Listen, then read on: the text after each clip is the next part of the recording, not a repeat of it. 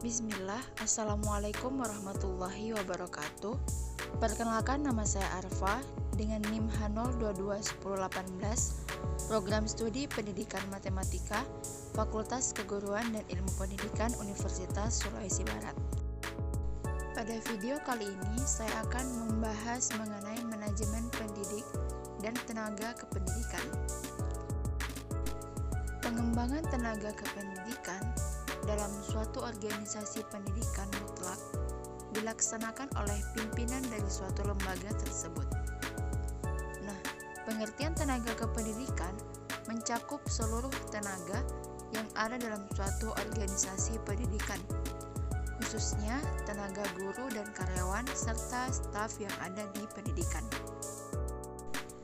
Kemudian kita akan bahas pengertiannya.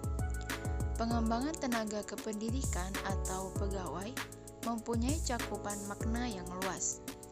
Secara umum, pengembangan pegawai dapat didefinisikan sebagai suatu proses merekayasa perilaku pegawai sedemikian rupa, sehingga pegawai-pegawai dapat menunjukkan kinerja yang optimal dalam pekerjaannya.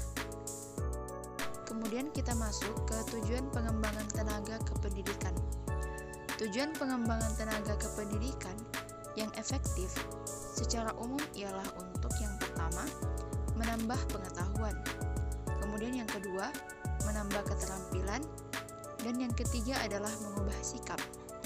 Sedangkan tujuan pengembangan tenaga kependidikan menurut para sarjana seperti Dale Yoder, Alfred Leitner, dan Joseph Trevin ialah supaya tenaga kependidikan dapat melakukan pekerjaan lebih baik,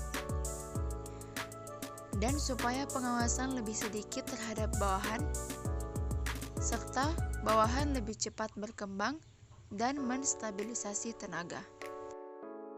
Kemudian beberapa strategi dalam manajemen tenaga kependidikan.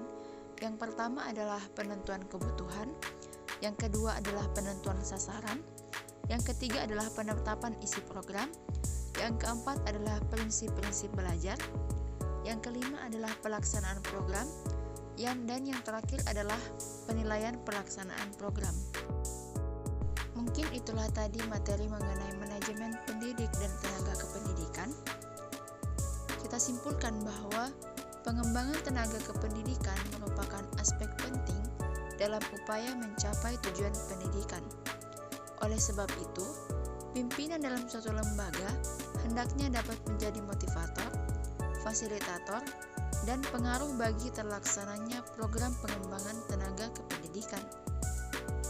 Mengingat perkembangan pada berbagai aspek kehidupan yang terus terjadi secara dinamis, maka setiap tenaga kependidikan harus melakukan pengembangan diri secara berkesinambungan.